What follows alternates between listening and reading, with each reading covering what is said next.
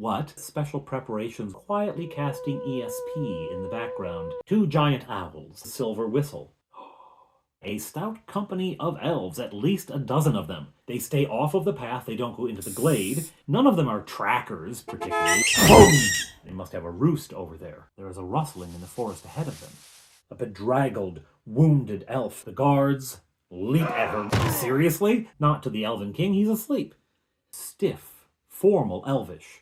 I took German and Latin, like really. It is where the silverbrook pours over, flat, gray, featureless body and face. A doppelganger. Everyone's pointing fingers at each other. We have to stop it.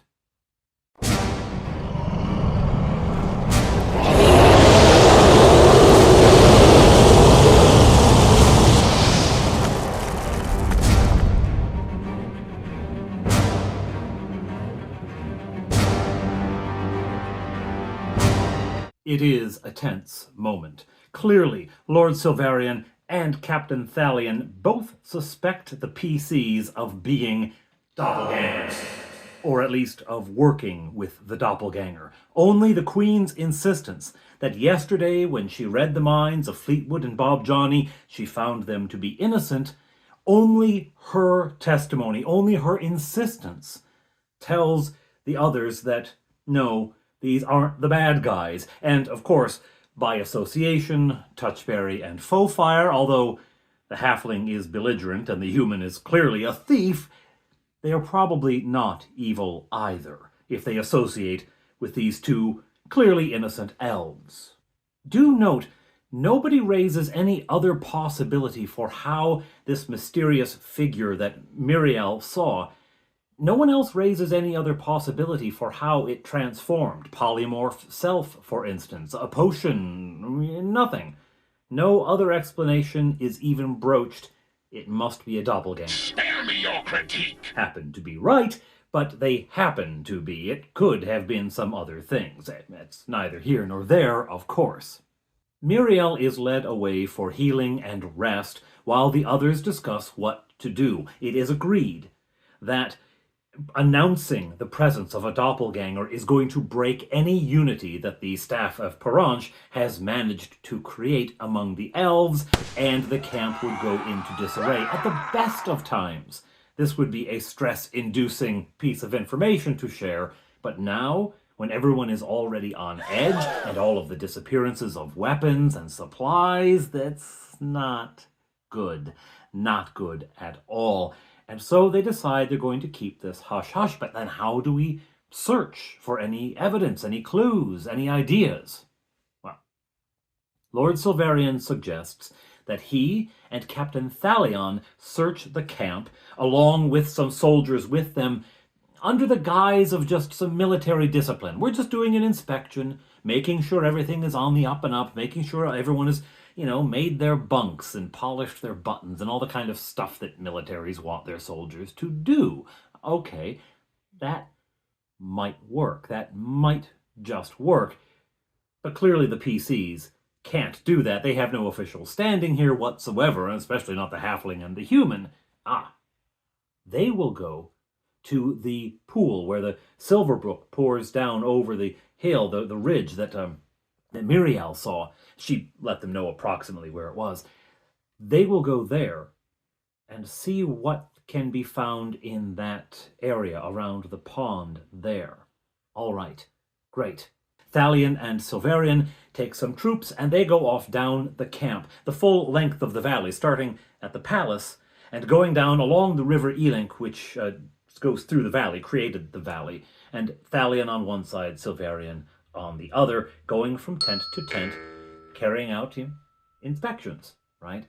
As the Heroes of Honeywood proceed, and they can see the 2 commanders going tent to tent. They can see that as they proceed past the camp to find where the Silverbrook exits the forest and joins the Elink River, and that will be where they'll go in. Past where the camp dwindles out, they find the Silverbrook, and they note that it is running fast and deep. The spring melt is happening. Winter is lifting. In they go. The forest is cool and dark. The light is filtered through the evergreen boughs above, and it is dense. There are trees crowding in here. The presence of the elves is a life-giving thing, and the silverbrook helps as well, watering this area. The trees spring up, competing for light and creating a thick canopy above. It is so dense they really cannot go any other way but to follow what turns out to be a faint path. Very faint, but clear through the forest. Eventually they can hear the crash of water, the silverbrook pouring off of a ridge of rock and landing in the pool, and walking on a little further they find it. They also find an area where Muriel must have crouched. There is still enough snow here that has drifted between the trees and down, although it is light on the ground. Remember, these woods were dense enough to screen them from the giant owls. So the forest is quite thick, but snow still got down, and there's enough of it on the ground, because the sun doesn't get in direct to melt it, that they can see where Muriel crouched, watching, and from this spot they too can see the pond and all around it. On the other side from them, there's a large rock which thrusts out into the water. "Let's go there," says Fleetwood, and leads the group along the path which indeed heads for that rock. As they approach it, they find that the path gets quite close to the pond here to reach that rock, and the ground is quite muddy. In that mud they see tracks, lots of tracks. Some slender and delicate, others clumpy and large. A number of creatures have come through here. There on the rock, there's even some dirt in the shape of footprints. It's hard to see what exactly the footprint is. It's rather faint, but the tracks continue in the mud on the other side of the rock, and that's where they go. Trees overhang this pond, but it's large enough that there is space, and the sunlight streams in here, dancing off the sparkling water. The silverbrook, a narrow little brook, pours off of a ridge of rock 12 or 15 feet high, a sheer drop here in the forest. And the path that they are on is heading for that rock wall, and as it approaches, it curves with the pond and becomes a narrow ledge, invisible from across the pond, hidden by the striations of the... Striations? Is that the right word? Look it up for me. Anyway, hidden by the lines on the rock. This ledge, only about a foot wide and slippery, wet with the water from the mist from the waterfall. They make their way across this in the dead of winter. It must have been icy, but of course here there are no trees overhanging except from the ledge above, and the sun gets in enough that it has melted. They're about halfway along this ledge from where the rock wall starts to the waterfall, and BAM! 2 arrows come singing out of the blue. One bounces off of Fleetwood's armor, the other strikes Bob Johnny. Ow! Just 2 points of damage, but ouch! Where did they come from? They look above, they can't see any archers. There is thick vegetation on the top of this stone escarpment. Thick vegetation up there, they could be anywhere. They press on, and 2 more arrows come singing down on them. This one bounces off of Bob Johnny's armor, the other strikes Touchberry. 4 points of damage. Ouch! They're almost at the waterfall. And as they reach there, the angle from where these arrows have seemed to come from is too steep, and they come in behind the waterfall. There is an overhang here. The waterfall screens a small cave, at the back of which there's a door. A proper door set into a stone framework, worked stone in the natural wall of rock. Okay, Faux-Fire searches for traps. She searches the door to see if there's any trap on it, and indeed she finds one. A blade mechanism set into the crevice of the door where the handle is, set to spring on anyone who opens that door. They have no idea how the mechanism works, if it will come down straight, if it will come down at a curve. They have no idea. Okay, can you disarm it? Well, she tries. She goes in with her tools and she begins to unset this trap, disarming it, and she fails, and down comes the blade, and Faux-Fire, takes 5 points of damage. Ouch! Sometimes I wonder about these things. 5 points of damage from a blade trap, sprung tight, and wouldn't it just kill her? Yeah. Fortunately not. She survives, but is injured. Now they know what's, in there, and the blade trap is down. They say, does it reset? It does not reset itself. It's down on the ground now, blood on it. All right. Well, let's open the door and hope there's no other trap. It's locked. Okay, Fofire, can you pick this lock? No, she says she can't. She goes and looks. She brings her tools out. She's working on it, but there is no locking mechanism. It's magically locked. And Bob Johnny did not memorize knock today. Oh well. There is some hemming and some hawing, and some attempts to bash the door down. Bob Johnny uses his axe. Touchberry throws oil on it and lights it. The door is charred a bit, a couple of wood chips, but there is a magic which binds it. They're not going to force this thing by any physical means. No. They're going to have to go back and come back tomorrow when Bob Johnny has memorized knock. All right. This is just a small reminder from your friendly neighborhood DM. Memorize some utility spells as well as the combat stuff. Might come in handy. Anyhow, out they go back along this ledge, and sure enough, 2 more arrows come singing down on them. One of them strikes Fofire, and the other one bounces off of Bob Johnny again. Fleetwood has been watching, though. Now he knows where they come from, and he answers with lightning bolt. It streaks through the air, crashing into the foliage, and just sizzles through. There is smoke rising as the lightning stops. There's smoke rising from the spot where it went in, and no more arrows come down. Great. Let's go see who was up there.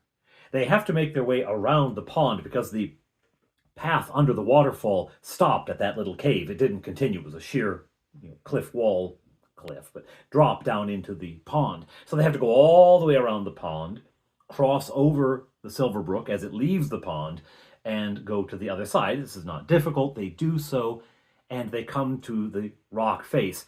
Easy for Fofire to climb. I don't even have her make a roll because I give her a bonus. There's so many handholds. It's natural rock. There's so many handholds. She just scoots right up there, ties a rope onto a tree, and tosses it down. And the others climb up, with some minor whimpering out of Touchberry, who is, you may recall, afraid of heights. They get to the top and make their way toward where the lightning strike happened, where the archers were. And the foliage up here is very thick, but they reach that spot and discover that the foliage on the edge was quite thick, but it was not deep. Not deep at all, because a space had been cleared away. They can see that had been cut down, like with a machete or a sword or something. It had been cut down to stubble. All of the thick vegetation leaving this area, now largely singed, as well as the foliage along the edge, largely singed, and including the blackened remains of what looks like it was an orc at one point. Ha! Got him! Except there were 2 archers. Where's the other one? At the other side of this clearing, there is a trail cut through the underbrush, just like the clearing itself, cut down a path. They follow it. It goes a ways and turns, and then stops. As if the person cutting the path just quit, just ended. Well, the underbrush is too thick. There's no way that the orc passed through that if indeed it was another orc. Where did the other archer go? Touchberry says, I bet there's a trap door. And they do a search. Bob Johnny is the one who finds it. There's a faint circle in the leaf litter below. There is a door there, a hatch there, a circular hatch with a leaf litter on top. It moves with the hatch kind of thing. And when they put it back down, it didn't quite disguise its edges clearly. There's something there. Should we go down? No. They decide not to. I'm surprised by this, frankly. I'm surprised they decide not to go down the hatch. I'm not entirely clear why. They said a few things at the table. There were various reasons, but I think they just didn't quite feel ready for it. So they decide they're going to go back to the town. They have gathered some information. There are orcs here, this close to the Elven palace. Orcs! The pool clearly is some organizing center for the bad guys, and there is clearly a door there and a hatch. There's something going on inside the ground here. They've got some news. They're going to go back and report it, which I have to say is probably the responsible thing to do. Just, I don't expect responsible out of this group usually. Anyhow, they head back to the camp. As they go, they discuss Fleetwood is going to memorize ESP tomorrow, and obviously Bob Johnny needs to memorize knock in order to be of use here to get into this place. So on they go. They come out of the forest into the valley, and they see the camp ahead and head toward it, crossing over the silverbrook again. There are stepping stones in the brook, so it's not hard to cross.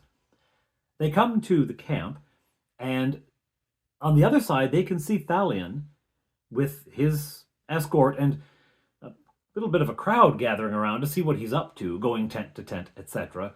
They do not see Lord Silverian. They continue along and eventually ask some elves, "Have you seen Lord Silverian?" "No, he didn't come this way." "Well, Thalion got this far. Why did Silverian not?" "Well, let's go to the palace and let the king know what we found." And there they find why Silverian wasn't at the other end of the camp. He found something. He found, in a tent shared by two elves, a note written in Elvish that says, "Take the supplies to Eagle Hill. Make sure no one sees you. Await orders." All right. The two elves in whose tent it was found have been taken prisoner. Both deny knowing anything about it. They accuse each other or maybe someone else, but they will not admit any responsibility. Remember, the Queen does not have ESP memorized that day, so they can't find out for sure. So the two have been thrown into a jail, awaiting questioning tomorrow using ESP. All right. They also note that if these two elves turn out to be innocent, it is possible that someone else planted the note. And they're patsies here, right? Okay. Now, I tell the elves, Eagle Hill is known to them. It is a very steep hill which stands alone in an area of the forest about half a day's journey away to the south. It stands alone, pushing up above the canopy of the forest, and it is rocky and barren on the slopes. There's a crown of trees on top, but the slopes are too steep and too rocky for trees to grow, and so when you're on the top, you can see over the forest for a long way. Up in those trees is a ring of trees at the top, and in the middle of it, there is an altar where elves will occasionally go to make sacrifices of herbs and wine to their god. So it's a bit of a sacred place. It's also a useful landmark and a place where it would be very difficult to surprise someone. Now, Silverian says he has much to do in preparing the army for its eventual march to help Lord Morgan. Remember, that's why all of this is happening. He has much still to do, including training with the troops and the king. Tomorrow he needs the king there with the staff of Paranch to give them unity, to teach them to work together. So he's got to focus on these things. That's actually the main thing right now. Thalion says he will take a company of elves out to Eagle Hill and see what is happening there. The Heroes of Honeywood say they will go with. Right. We leave immediately. Now, it's midday at this point, so leaving immediately, half a day's journey, is going to get them there at night. Fine, that's what we'll do. Off they go. They don't run into any trouble. There are random encounter rolls, but nothing serious comes along. Certainly nothing that is even going to try to challenge at 15 elves. He takes 12 troops, plus Thalion himself, plus the two Heroes of Honeywood elves, and then a human and a halfling. It's a company of 17. No one is going to bother them as they go through the forest. Right. So they reach Eagle Hill at night. And by the thin moonlight which is cast down upon the land, they can see it rise up, almost white with all the stone that is visible on its face. And they climb and climb and climb. It's not, thief climbing skills climbing, but it is steep. And they reach the top. It is dark, so they don't make an investigation, and they stay out of the center of the circle. They don't see any supplies, and they don't see anyone up there, but they stay out of the center of the circle until daylight, when they can more clearly examine things and make camp. In the middle of the night, the elf on guard wakes the others. "I heard something. Down below." They all arm up and wait, tense. Nothing. "May have been a passing deer," says Thalion. "Everyone back to sleep."